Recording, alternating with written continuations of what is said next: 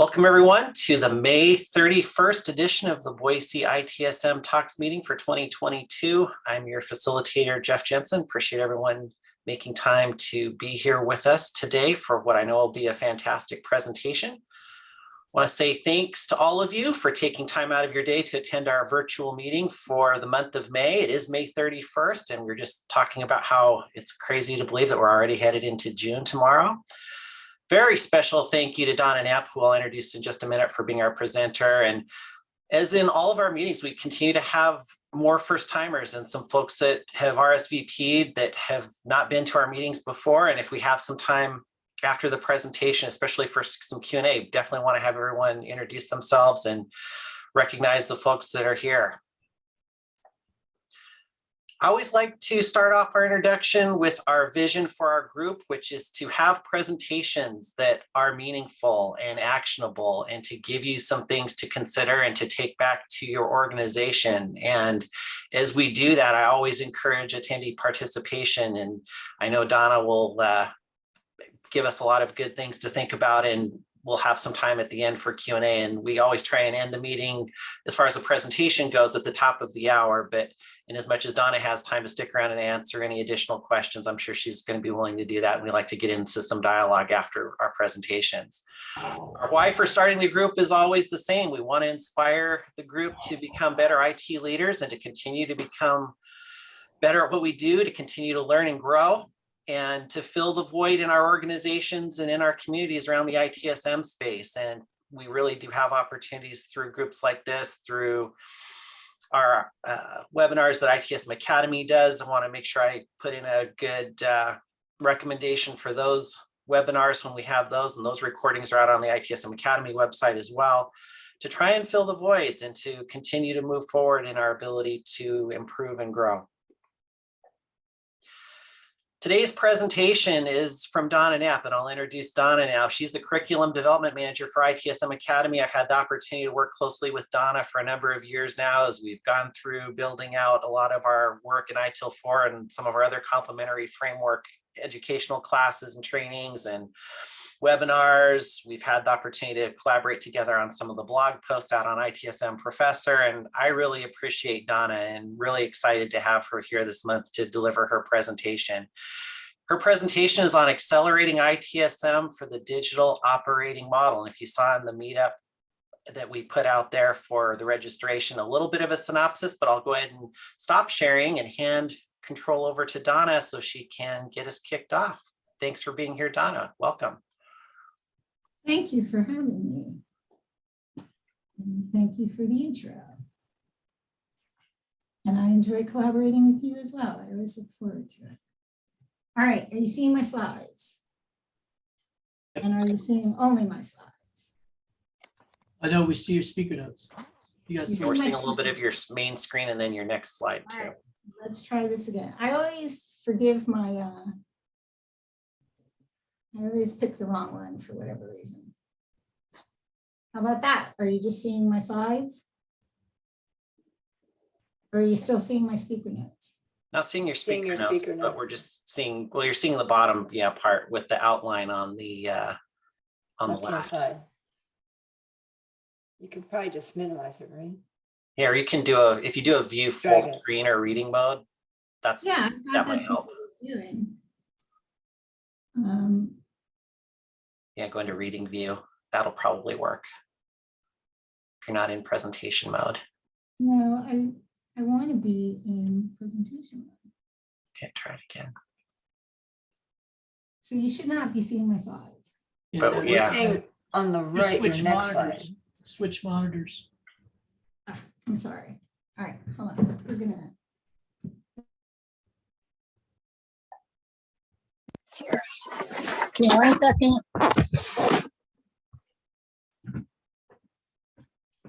All right, now you should only be seeing my slides, correct? Yes? Yep, Correct. That looks right now. you're good. Okay. All right, here we go. Get my mic back in. I lost my mic along the way. So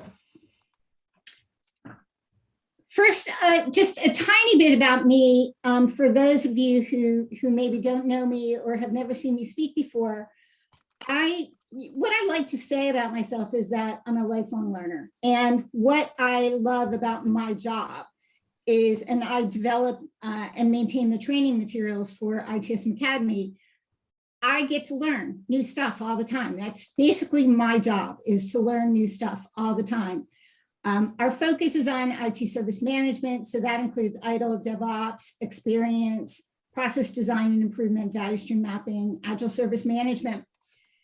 And a lot of times, the way I learn about things is just by being aware of what is being talked about in the industry. You know, I read what Gartner has to say, I read what Forrester has to say, I read what Deloitte has to say, and I try to follow trends.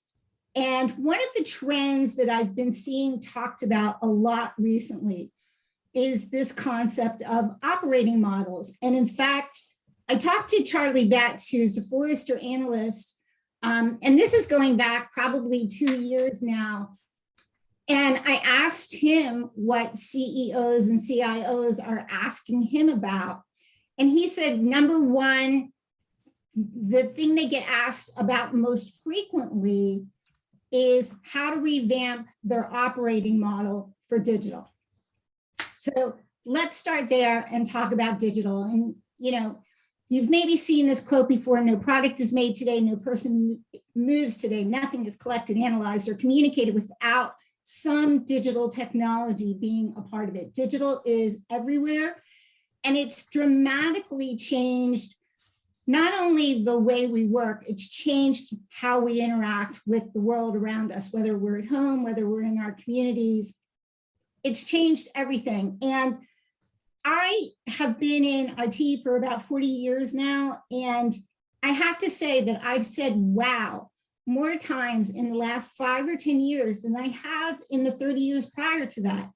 And a lot of times it had to do with just the cool stuff that we can do with digital, right? It truly has dramatically changed everything.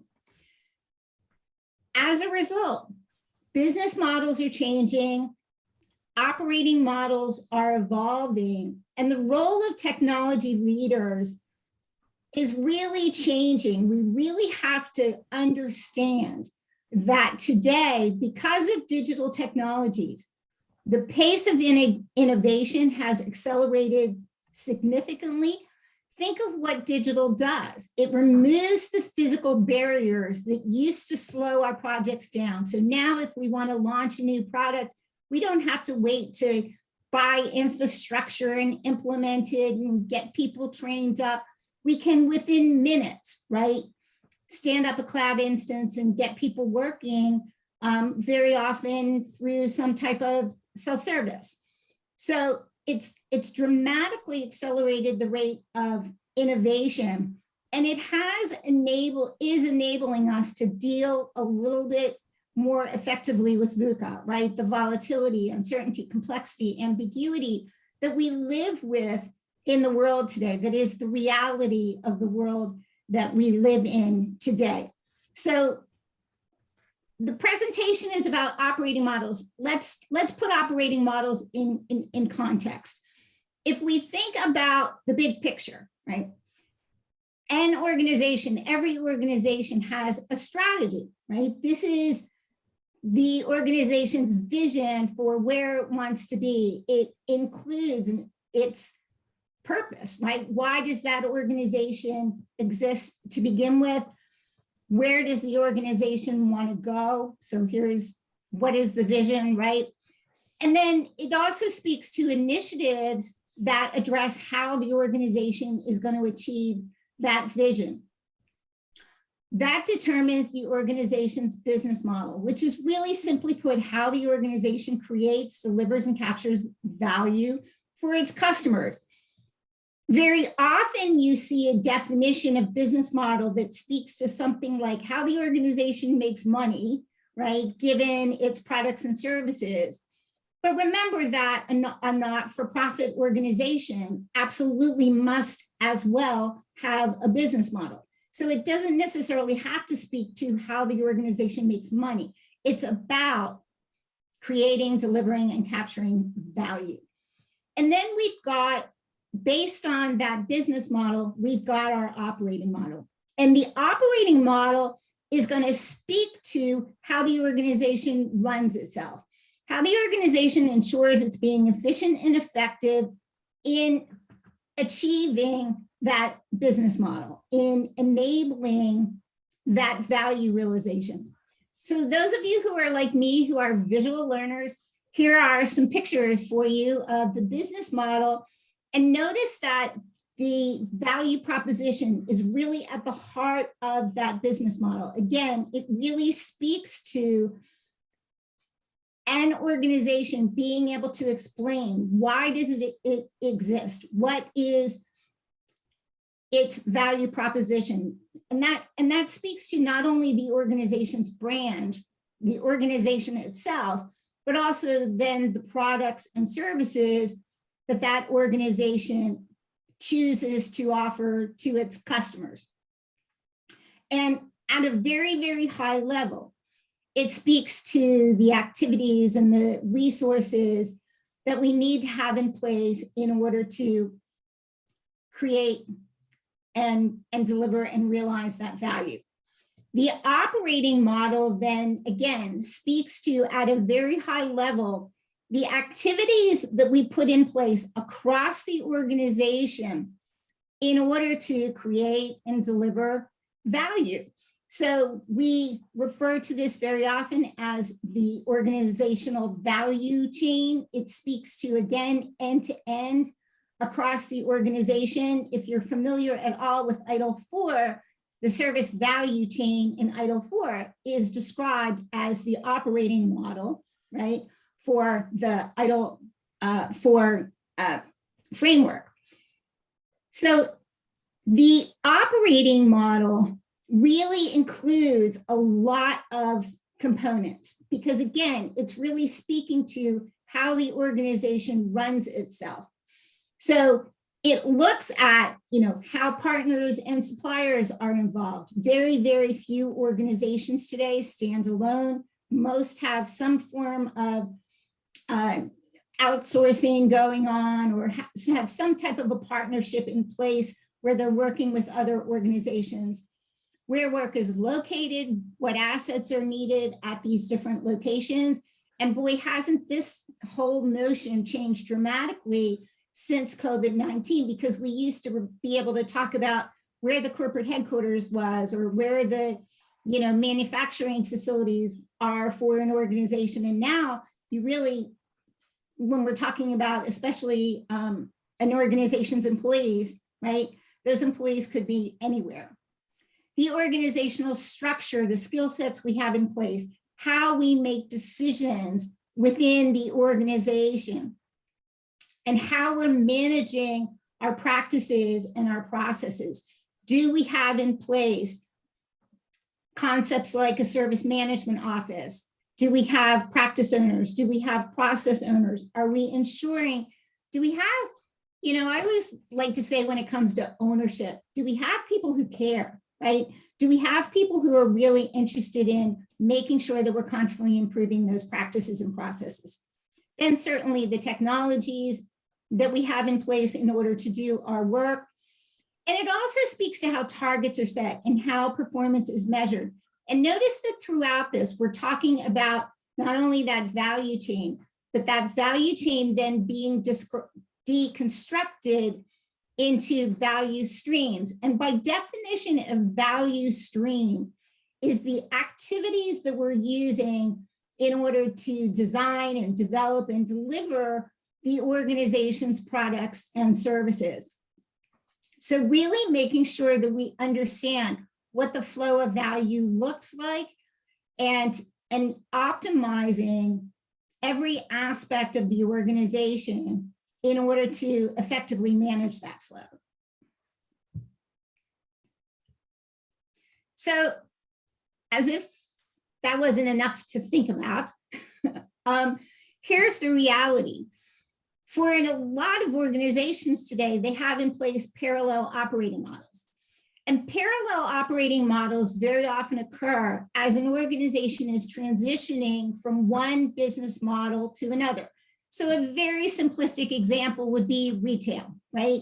A lot of retail organizations, and this didn't start with COVID, it started well before COVID, realized that they couldn't survive in this day and age just by having physical locations. They had to establish an online presence. They had to establish that digital presence.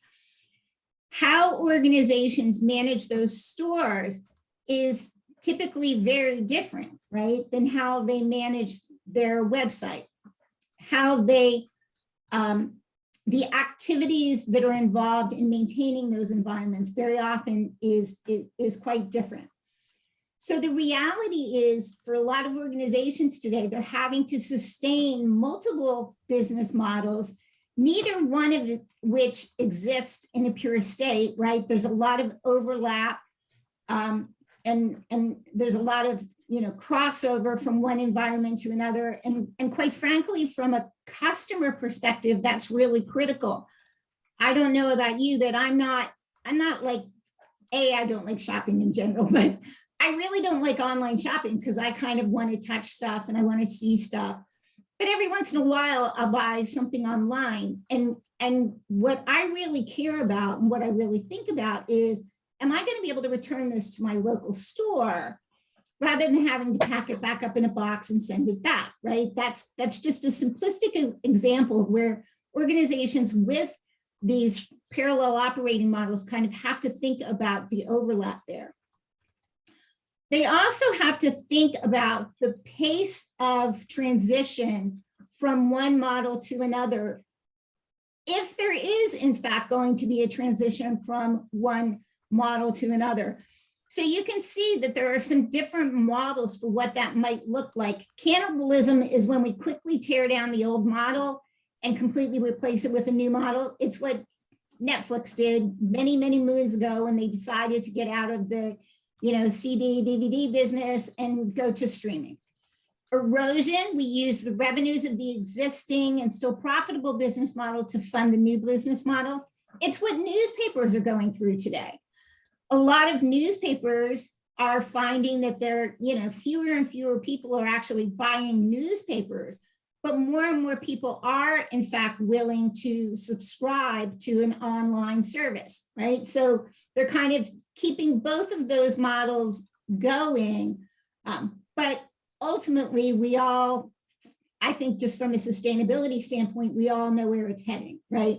We will, and I think in my lifetime, get to the point where we don't really have paper newspapers anymore. We are in fact looking at things online. Concurrence and synergism really speak to the fact that, the reality is we might continue to run these businesses together, and we might simply recognize the fact that in some cases, they don't compete with each other. So look at an organization like Amazon and Whole Foods, right? They don't necessarily compete with each other. And then synergism just speaks to the fact that we now have an even better product. A good example of that is a company called Sephora. The guys out there might not be familiar with Sephora, probably the ladies are. Sephora is a company that sells like cosmetics, and they sell, self-care products. And they've really done a lot in recent years in order to improve their online presence and go from a business that historically was something that people wanted to do in person. If you want to try on makeup, if you want to try a cologne or a perfume, you're gonna want to go and do that in business, in person. But really moving to having, some pretty robust apps that let you try, especially cosmetic products, they kind of let you try them on. And then maybe you might go into the store, or you might go ahead and buy it online. So this is something that organizations really have to think about, is because think about now this all from the employee experience standpoint. Think about what it's like to work in an organization where part of their strategy is tearing down an old way of doing things and building up a new way of doing things. Where do you sit as an employee in the context of that? Where does your job sit? Is your job in danger? Are you on the front end of that, right? To where your skill set actually aligns better with the new operating model? It can be really scary for individuals to go through this process. And I did a webinar with Mike Cardinal recently, and we talked about industrial revolutions. And one of the things we talked about was the fact that when you're going through an industrial revolution, you don't necessarily know it at the time. It's one of those things that everybody realizes in hindsight, like, wow, holy cow, that really kind of changed the world. Whatever that, that innovation was. Operating models are sort of similar, where you working in your organizations might not be being told by your leadership, hey, we're changing our operating model. You might not be hearing those words, but you're likely seeing evidence that your operating model is in fact evolving. So let's talk about now digital operating models. Digital operating models are operating models, right? So in that sense, they're going to look similar to, a traditional organization, but you will start to see some differences. One of them has to do, of course, with the use of technology. That, a digital operating model,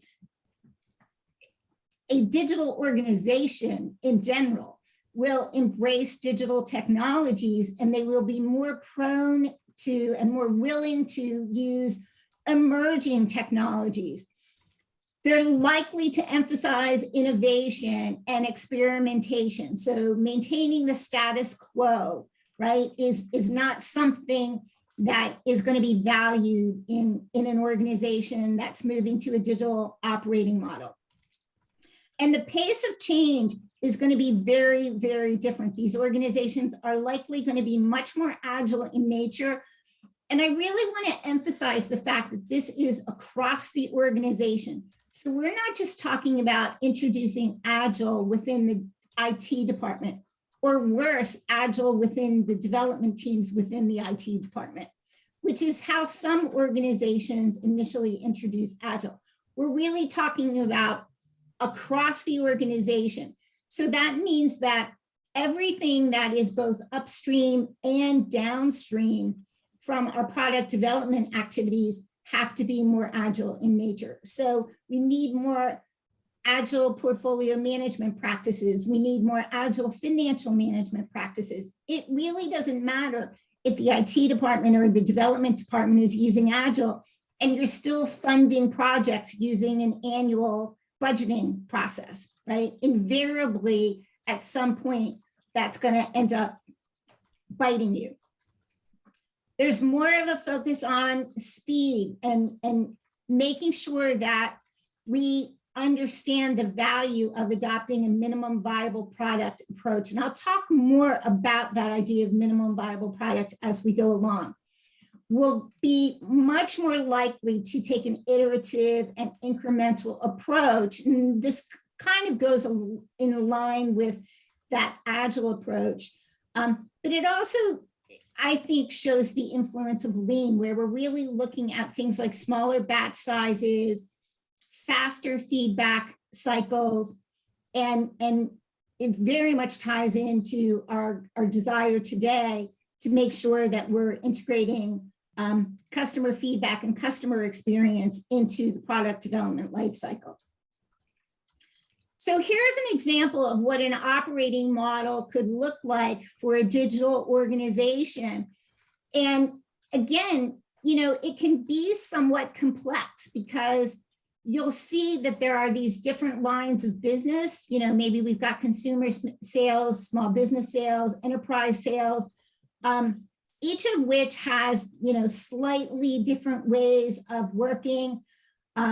Maybe we've got some shared services, but it's likely that those shared services are going to be smaller than what we have traditionally had. Very often you see where organizations decentralize their IT department and they actually move to having IT professionals embedded into these different lines of business so that they can get to know those customer communities, so they can understand what the customer experience looks like within these different lines of business, what how the needs of these different lines of business are unique. And then you might still, again, have a central IT department, but it's typically going to be a little bit smaller, and it's going to maybe do more in terms of managing shared services and in terms of enabling the IT professionals that are embedded within these lines of business. And then notice that you see this focus on things like a digital enablement center of excellence. You see robotics and AI center of excellence. There's this recognition that across the entire organization, we have to be thinking about how we're going to leverage digital technology, not only in terms of how we're running the business, how we're working within the business, but in terms of the products and services that we're providing and how we're providing those products and services.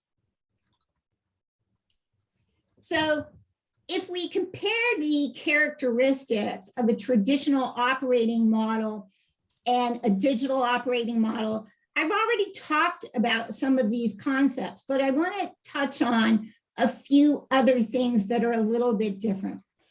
And first up is this idea that traditional organizations are more heuristic, whereas digital organizations tend to be more data-driven. Heuristic speaks to the fact that we learn from experience, we take a hands-on approach to learning. Sometimes it translates into we learn by doing, and that can lead to we learn the hard way, right? And we're a little bit like that, especially here in the US. We're almost like perpetual teenagers. Like we have to, we're not, very often we're not willing to embrace best practice. We're not willing to embrace proven practices that, are working in the industry. We kind of always feel compelled to reinvent the wheel. And unfortunately, in doing that, we don't always come away with the ability to prove that what we've done has in fact made things better. So you find in digital organizations that they're constantly baselining their performance. They're constantly using well-defined experiments to either make improvements or not, right? Sometimes experiments fail. And so sometimes we maybe want to introduce a new product or introduce a new process, and we realize that we've missed the mark, but the data will show us that as well. So really learning to make data-driven decisions, not based on instinct, not based on, gut feel, but really truly leveraging the data is a characteristic of a digital organization. And it, I think, speaks to the fact that in digital organizations, the technology is there to provide you that data. The technology is there to maybe provide you more data than you need even.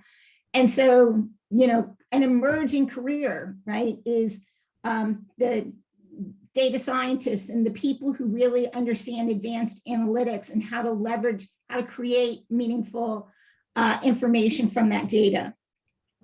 Manual versus automated hopefully makes sense to everyone. Again, we see much more of a decentralized approach to doing things.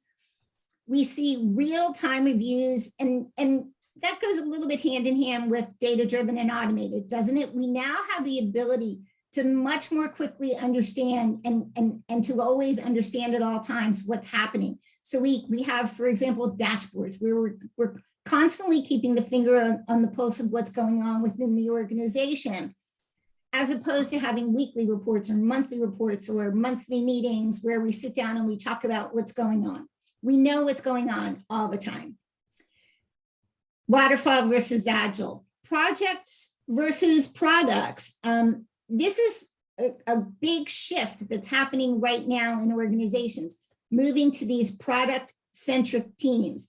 It's really on the heels of this focus on value stream management and understanding that we can't survive in this day and age with these traditional siloed IT organizations. We have to think about cross-functional teams. We have to think about, again, value stream centric teams or product-oriented teams. It is the best way to improve flow of value across your organization. And then human-centered, and we could say experience-centered here versus system-centered. So rather than thinking primarily about the technology and focusing on our technologies and our processes and thinking that's what it's really all about, let's remember that at the end of the day, there's a human being on the other end of that technology, whether it's an employee of your organization or a customer of your organization, who's having experience using your products and services and interacting with your organization. And so we have to think about that experience. Jeff was sharing with me that he had a class last week where they were talking about operating models in the context of things like customer journey mapping and service blueprinting, right? And really understanding how the way we set up our operating models very much influences what that human experience looks like. Excuse me.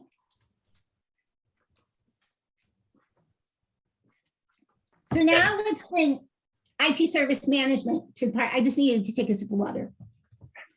Let's bring IT service management to the party, and more specifically, let's bring service management to the party. Service management is and always has been the greater concept. IT service management is just an aspect of service management. But increasingly, we're hearing more conversation about things like enterprise service management, for example. And if you actually look at ITIL 4, it very rarely uses the term IT service management. Throughout ITIL 4, the reference is to service management, simply service management, as opposed to IT service management. It plays a critical role because we are so reliant today on our digital technology, and we all know what it looks like. You know, I'm sure each and every one of you has had a day recently where your technology just wasn't working right for you, and you know, it's frustrating and it stands in the way of you getting your job done and really enjoying your job. And for many organizations today, it's the only way that they're going to survive and thrive. So service management is still important, and the what and why of service management hasn't changed. Taking a customer value-centric approach to doing our work will always serve us well. Really thinking about and understanding taking an outside-in perspective, understanding the end-to-end perspective, moving away from siloed ways of working, even the idea of moving away from this idea of aligning business and IT and understanding that we're all part of the business. That hasn't changed. It's the how that has to change. So if you look at what's happened in the last 10 years, we've seen the introduction of things like Agile and Lean and DevOps and site reliability engineering, and now value stream management. These all have introduced new ways of thinking and working, but they're all underpinned. They continue to be underpinned by IT service management. Incidents are still incidents, problems are still problems, changes are still changes, and we have to manage them. But how we manage them has to change dramatically, especially when we start thinking about things in the context of a digital operating model. We have to think about speed. We have to think about how we can streamline things, how we can enable greater integration, again, across those value streams, and very much how we can enable automation. So what are some things that we can do to accelerate IT service management? First and foremost, we have to learn to use theory of constraints to make improvements. Organizations spend a lot of time and effort on improvement projects, but according to the theory of constraints, if you're not making improvements at the constraint, it's meaningless. If you make improvements before the constraint in your organization, all you've done is speed up the flow of work into that constraint. It's why we end up with big queues, right? It's why we end up with very often a lot of work in progress, because we've kind of started some work and then all of a sudden it has to stop when it hits the constraint. And that constraint might be technology, that constraint might be human resources. This is what the theory of constraints helps us to understand. What is the constraint? And remember that if we're making improvement after the constraint, it almost doesn't matter, right? Because we haven't really done anything to improve the end-to-end flow of value. Yes, maybe we made some local improvements to, different parts of the organization. But again, we haven't improved the end-to-end flow. Setting time-based goals initially. And I say initially here because remember always the time-based goals are proxies for something else. So concepts like lead time and cycle time speak to how long does it take us to get from demand to supply, right? How long does it take us from when a customer submits a request to us fulfilling that request? Very important, something we absolutely need to manage. But remember that at the end of the day, those are just proxies. What's really important is the outcomes. Did the customer then realize value from using that product or service? Or as a result of fulfilling that request, was that employee or that customer able to go on and be more productive? So it's important and they help us to make improvements, but we do really have to learn to baseline and measure not only performance, but value realization and experience improvements. And we're still not quite there. This is something we've been talking about for years with IT service management. We've talked about the importance of measuring value realization, but we still don't quite know how to do it. Even when we talk about it, very often we come just short of the mark. So we might talk about value realization in terms of market share and meeting our revenue goals. Okay, that's great, right? It speaks to us supporting the goals and objectives of the organization, but it still doesn't speak to the customer and whether or not the customer is realizing the outcomes that they desire. It still doesn't necessarily speak to what the customer experience looks like. So I think with the introduction of value stream management, and I think with the emphasis today on experience management, we're getting there. We're starting to have those conversations about how do we in fact measure value realization and experience. And let's start incorporating those into our feedback process. Certainly things like reducing waste and value stream mapping techniques and process mapping techniques can very much help us with that. Shifting everything left. Historically, when we talked about shift left, we talked about it in the context of things like, shifting from tier 2 support to tier 1 support, being able to provide a solution to now, tier 0, where, a customer can go out and find an answer to a problem that they're having through some type of self-help capability. But it certainly can also speak to shifting quality to the left. So if you look at things like Agile and DevOps and Lean and their influence, they very much focus on building quality in at the source, shifting things like testing left, shifting things like security left. DevSecOps has surpassed DevOps in terms of adoption rate. Increasingly, organizations I attended a webinar recently, in fact, where the presenter said, now that we're in a post-DevOps world.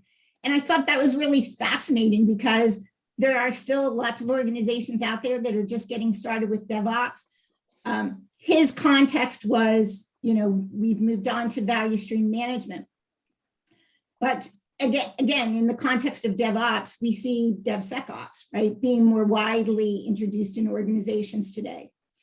Devolving authority and understanding the importance of empowering people to make decisions, giving them the capability to make decisions without having to have things like change advisory boards, right, that kind of decouple that responsibility for quality and that responsibility for ensuring that we've done everything we can to mitigate the risks, right? Thinking that rather than having the person who's actually doing the work or people who actually have full knowledge of the work making those types of decisions, we delegate that to a body of folks who are removed from that change. So devolving that authority, and then certainly leveraging automation. And automation is critical because the technology is there today for us to really do some amazing things and to significantly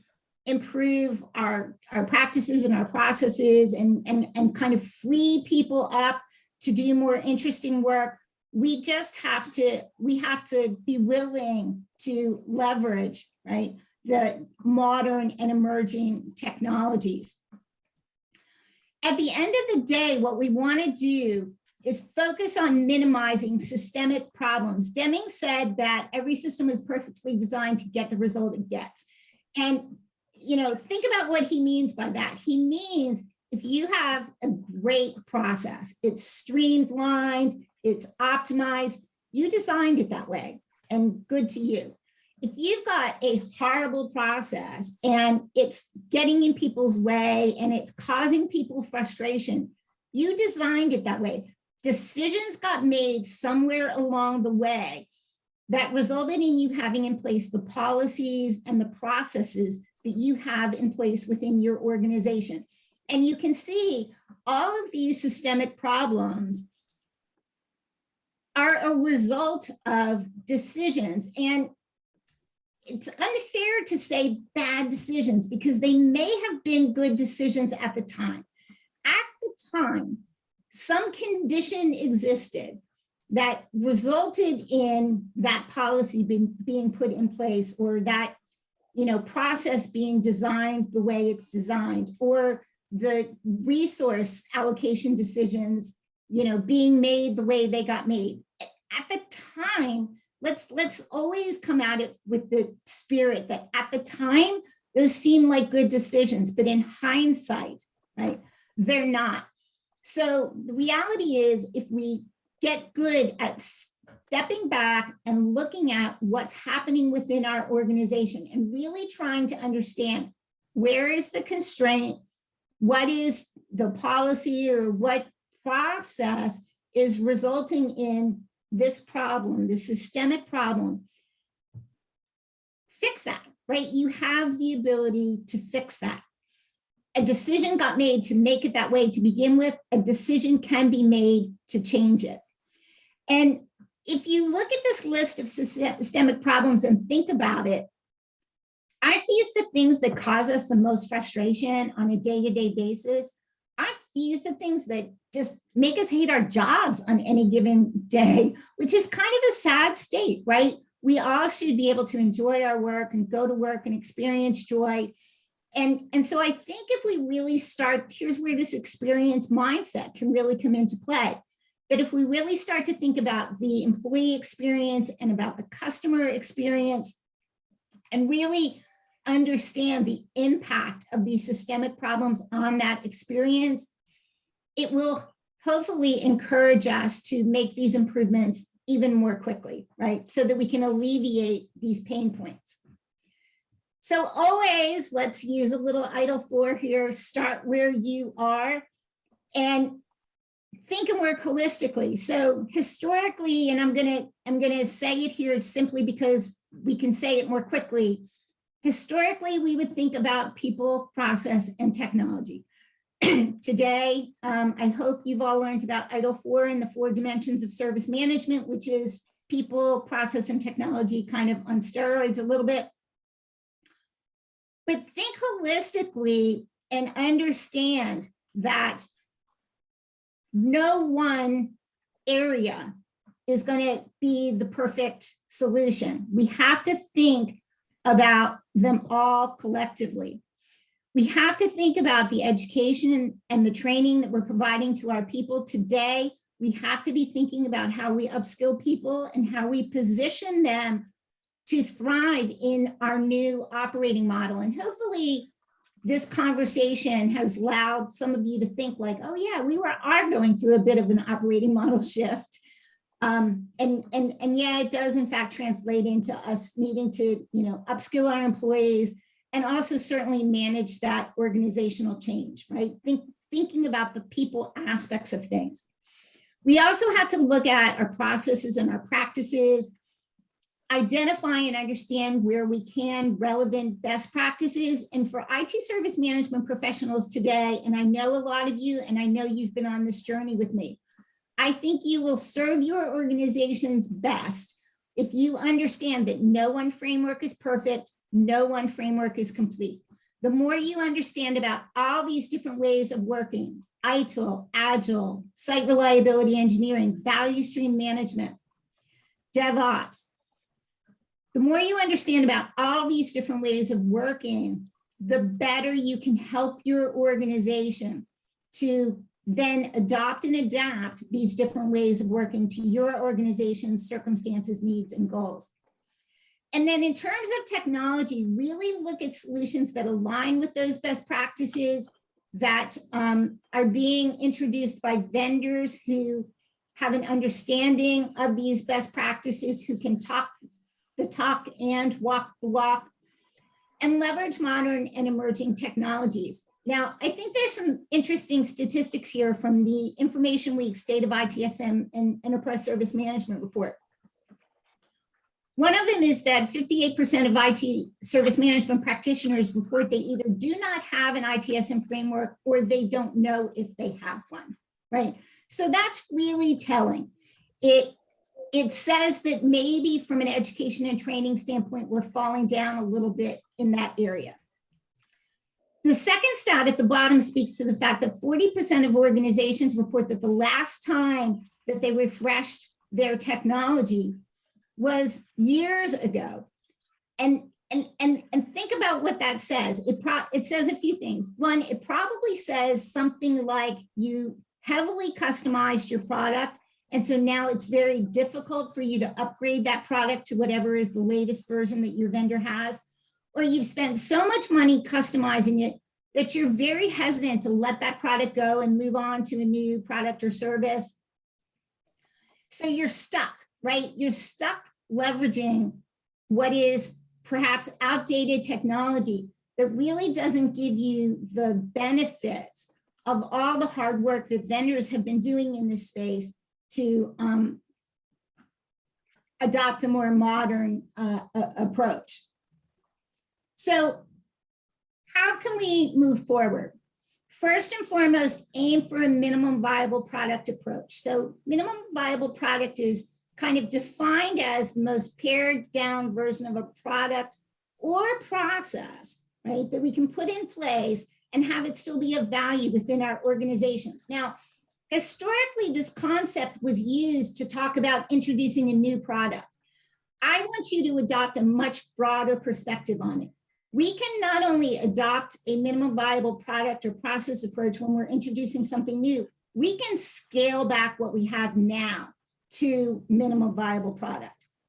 So what does that look like?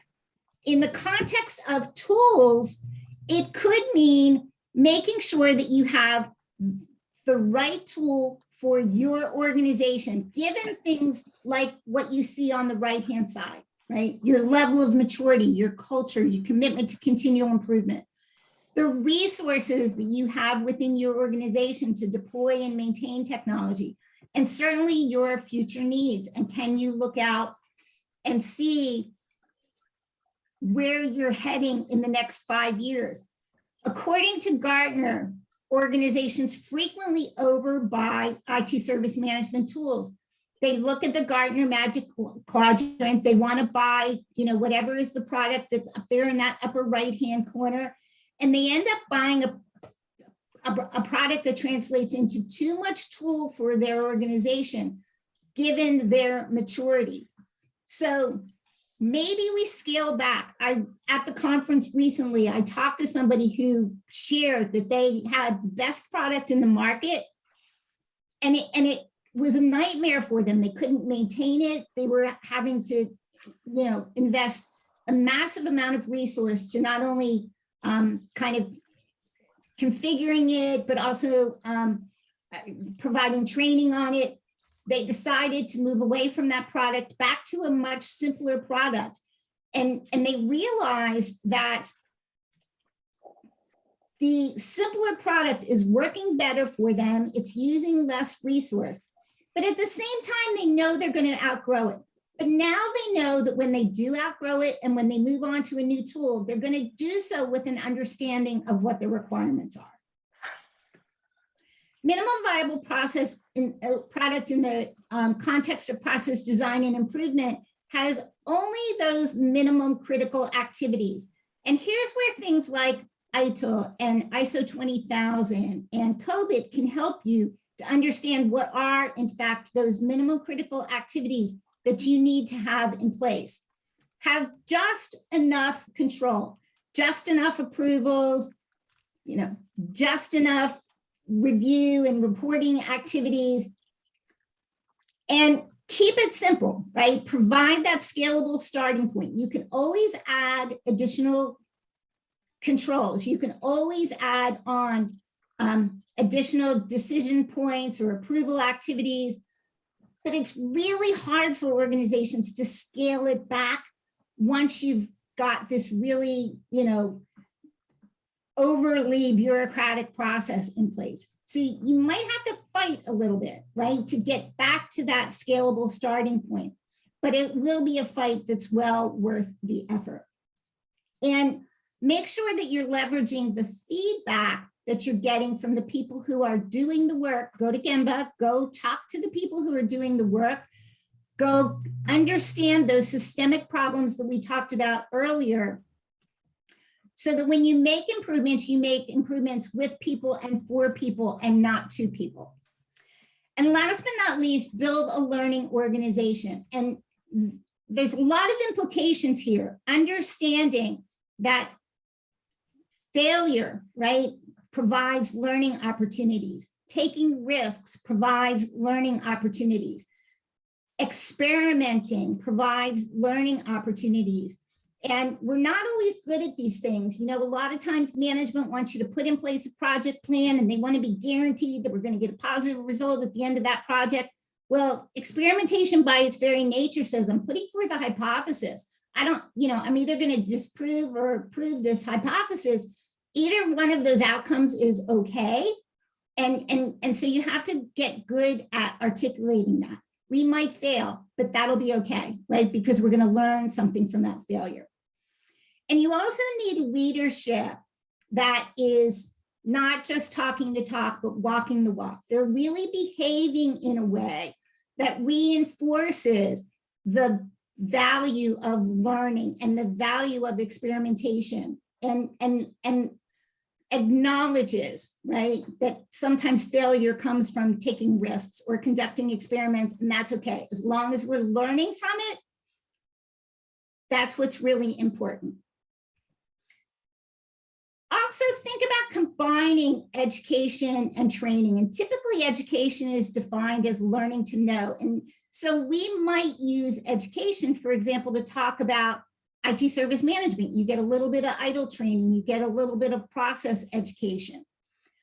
Training typically is learning to do, right? So here's where we might get training on our tools and how then do we execute this particular process on a given tool. Marry those two things together. Use your education and training as an opportunity to help everybody understand the big picture, help them understand your IT service management framework and tool roadmap. Perhaps we're introducing ITIL and this tool together, here's how we're going to use them together in order to improve the flow of value in our organization. Here's how we're going to use this tool in order to produce reports. And here then is how that data that comes out of those reports is going to be used in order to continually improve. Understand that not everybody needs to be certified. Some people are going to be good with a couple hours of education. Maybe they learn about key concepts. Maybe they get a high-level overview of a particular concept. Other people you will want to get certified, perhaps so that you can send them on to advanced education. Use your training dollars wisely, right? Rather than kind of running everybody through a certification class, whether they need it or not, think about making sure people are getting just enough education. Just like we want to put in place just enough process, think about just enough education. And last but not least, enable experiential learning. And here's where we bridge the gap between theory and practice. And there's two ways that you can do that. You can make education productive. So when you are providing education within your organization, have some real world assignments. Challenge the folks who are attending that education class to look at and identify and perhaps even come up with solutions to real world issues that are happening within your organization. Challenging them to leave that education and go forth right away, put together a personal action plan and go right back to work and figure out how they can immediately apply what they've learned to what they're doing. And then also making work educational. So as a part of them taking on a project or learning some new way of working, again, provide at least some initial education to help them understand the why of what they're doing. We hear organizations today talking about things like learning labs and dojos, where people are going in and they're getting that combination of theory. Here's why we're introducing Agile, or here's why we're introducing DevOps. And then they're taking a project and they're using these new ways of working to complete that new project. So either one of those approaches will really create that more experiential environment. So that's it. And I see I'm close to at time. Thoughts, questions, comments?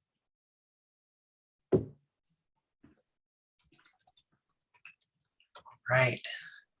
I'll go ahead and open it up, Donna, for any questions. That was a really worthwhile presentation. I saw some chats coming in from a few of your listeners here as far as some good comments. I saw David Nottingham talking about the not invented here syndrome and talking about, US commentary that you were saying as far as people not always being willing to embrace best practices or wanting to reinvent the wheel. And I've definitely seen that too.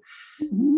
If you go back a few slides to where you were talking about the different characteristics, the human-centered, design thinking type of stuff definitely comes to mind from the standpoint of almost looking at that as a counterbalance to me, right? You think about, and of course, this is recency for me, teaching drive stakeholder value, but the whole idea of is we're more data-driven and more automated and looking at things more real time, that feels like a nice counterbalance to see that there as part of that list from Right. thinking about that from that perspective too. I don't know if you want to comment on that part of it a little bit more. Yeah, absolutely. I mean, think about it. It would be very easy to lose sight of the human being, right? In a highly automated world. But I think this is one of the things that I personally find really interesting about where we are today. If you think about the promise of automation and the promise of things like artificial intelligence and machine learning, they are in fact to free the human being up from the toil. And if you've never heard the word toil, the context in which I'm using it is in the context of site reliability engineering. So if you want to learn a little bit about it, if you don't know already about it, Google site reliability engineering toil. And toil is defined as manual work that has kind of no redeeming value. And there are some other characteristics that get defined. But it's that work that we just kind of know that if we just had time, we could automate away, but we never get around to doing it. But think about what it does to your soul, right? Having to do things in a manual way, day in and day out, and week in and week out. So the idea is to use that automation to, again, free up the human being so that we can think, and so that we can, so that we can have time for education and innovation and trying new things. So it's the promise, right? And we, I think the promise of technology has been there for a long time. And sometimes we feel like on any given day, the technology is getting the better of us. But I do think with the strength of the experience movement today, and the strength of, the value stream movement today, I think we're getting closer to thinking about the human being and what those outcomes look like, and whether or not we're actually, embracing that outcome orientation. Yeah. I hope we are. Agree. And there's a couple other comments and questions in chat, but real quick, since I know we're starting to lose some folks and people are having to drop at the top of the hour, Donna, real quick, I want to go ahead and reshare my screen if that's okay. And just real quickly go over a couple of announcements that I want to make sure that we get a chance to put in here for everyone. So real quick, want to just quickly announce, this is a nice segue with what you were just talking about, Donna. Our next meeting is June 28th. Next month, we'll have Roy Atkinson here, and his presentation is on the case for experience from an employee experience perspective and an IT experience management driven continual improvement. And I'm really looking forward to having Roy here to present on that. That'll be a really good presentation. I've already got his synopsis. I'll be posting that out on Meetup shortly. Recordings of all of our sessions are here on our YouTube channel, and our local communities in the Boise area, our links are here. So want to just quickly highlight those. Future training opportunities in the ITSM Academy Public Classroom. I've got this in here, Donna, from last time. Just a reminder, it's last chance for anyone who has enough credits in ITIL V3 to do their managing professional transition. That's June 6th through 10th. And a lot of the content from Donna's presentation will show up in digital and IT strategy in the class that I'm going to be running June 21st. So I just want to get a couple of those things out there. Appreciate everyone being here. If you do have to run, and with that, I'll stop sharing again and hand it back over to Donna for any questions. And just real quick things I'll read from chat. Fabiana says, excellent presentation. Thanks, very insightful. I'd like to hear more from Donna about service management cost optimization in these high inflation times. That's an interesting question. Yes. That sounds like a blog topic even. I'm gonna write myself a note about that. Yeah. And yes, John, you could think of system-centered versus human-centered, inside out, outside in. It's very much system-centered is, what are the systems we have in place within our organization, and looking to optimize those, which does tend to be very inside out, a very inside out view of things. Whereas human-centered, is much more about our customers and our employees and what they're going through. I did want to say, and can we all just celebrate for a minute? So this next Managing Professional Transition class really marks the official retirement of ITIL version 3. So we're moving on officially. It's been lingering out there, in the nether regions, but it's going to officially be gone. And I for one am happy. Yeah, I saw Tim Farkas applauding there with his reactions. Yes. Let's move on. ITIL 4 is infinitely better. Let's put it this way. It's infinitely more appropriate given our times and given all the stuff we talked about here, right? It's very, very relevant to everything we've been talking about here. So much more so than ITIL 3 was. So. Yeah, agree. We still have some time for a few more questions. Does anybody have a question they'd like to ask Donna? Or does anybody have any insight where you thought to yourself, like, or do you know definitively you are going through an operating model shift in your organization, and kind of what does it feel like to be in the throes of that?